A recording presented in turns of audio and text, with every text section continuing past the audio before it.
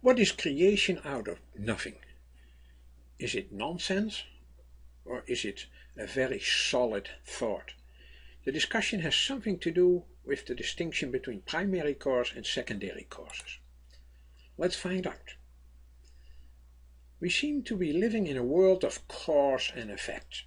A cause has an impact on the effect, and that effect becomes a new cause and has an impact on other causes and effects. This is a very simple way of portraying it. Actually, the connections are much more complicated and there are many interactions between causes and effects. So it's something like this. Let's simplify it again to this simple analogy. The first domino falls over and has an impact on all the other dominoes. If this were the timeline of our universe, then that first domino is for most people the Big Bang.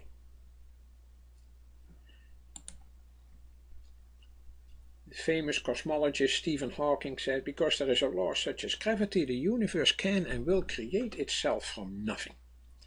He actually said that through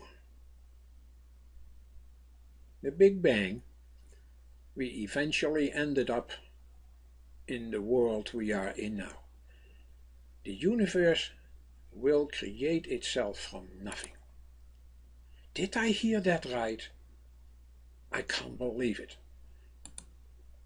Let's find out. Impossible. Nothing can cause itself, let alone create itself. For something to create itself, it would have to exist before it came into existence, which is logically impossible. So let's get rid of that claim.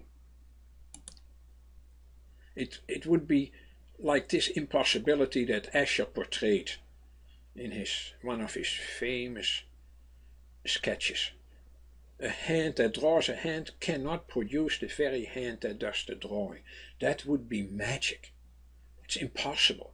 That's what Escher is trying to say here. This is impossible.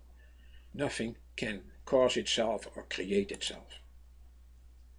Actually, nothing comes from nothing. Yet we live in a world of law and order. Like causes have like effects. All scientists will adhere to that. How come? The answer is probably laws of nature. They make sure that like causes have like effects. Where do those laws come from? Where does gravity, the law of gravity, come from? Where do the laws of nature come from? Why is there something rather than nothing? If these are the events, then Miller's law would say all events depend on some law. But these events and these laws, they could easily not have existed. The reason for their existence cannot be found within themselves. So some people take them just as a given.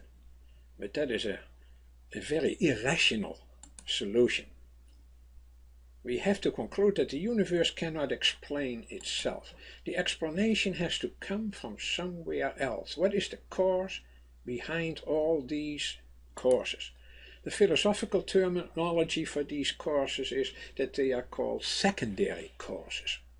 Where do these secondary causes come from? What is the cause behind all of them? And the philosophical term is the primary cause makes all these secondary causes possible. It is the framework in which these secondary causes reside, the framework in which we live and move and have our being. Please don't take this the wrong way. The primary cause is not the beginning of this chain of secondary causes. It is its origin. It's not the first cause in a sense of a secondary cause at the beginning of the chain of secondary causes. So what is the primary cause and what is it not? First of all, it is uncaused. The primary cause does not have a cause itself. But it's not self-caused. Nothing can cause itself, as we have seen so far. It is the origin of the chain of secondary causes, not the beginning of the chain. It's not the first in line of the secondary causes. It is at the origin of all of them. It is a point of suspension for the chain, not another part of the chain. It's transcendent to all secondary causes. It's of a different level, so it's not a cause prior to or larger than all other causes.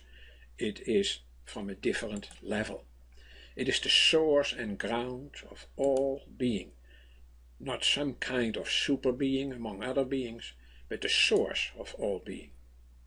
It is part of everything in this universe without being a physical part of our universe. Because the primary cause is not a physical part, God could never be discovered among the secondary causes. For the primary cause is not one of them. So no matter how long we keep staring into the sky, into the universe, we will never discover God. Or take this case, the Grand Canyon. How was the Grand Canyon carved out? By a secondary cause, the Colorado River. And yet, it was created by God as a primary cause. In a similar way, our universe started through the Big Bang, which is a secondary cause. It did not come from the Big Bang, but it came from creation. But through the Big Bang, the universe could get started. Just like we all came through our parents, and yet we came from God. God is the primary cause of our existence. Our parents are the secondary causes of our existence. Without them we would not exist. But without God we wouldn't exist either. This brings us to the issue, creation out of nothing. What does that mean? When Judeo-Christians speak of creation out of nothing, they are certainly not talking science. Science is about producing something from something else. But creation is about creating something from nothing. What is the difference? Thomas Aquinas made this distinction centuries ago. He said there is creating and there is producing.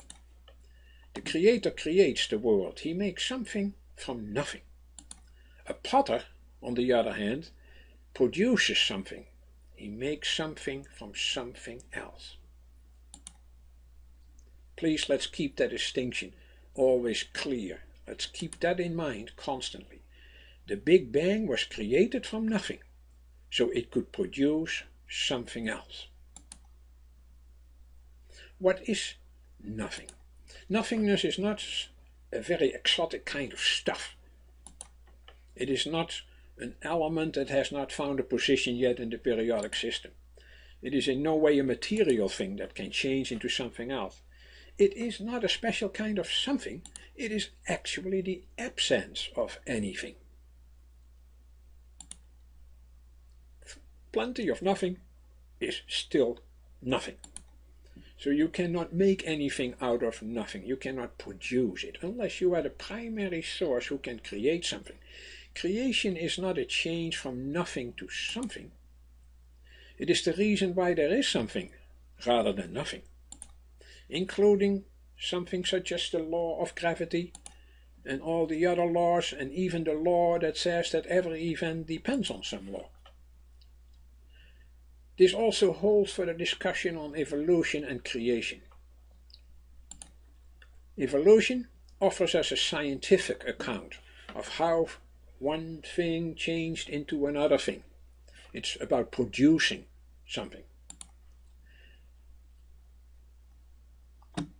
It is completely based on secondary causes. That's all science can handle.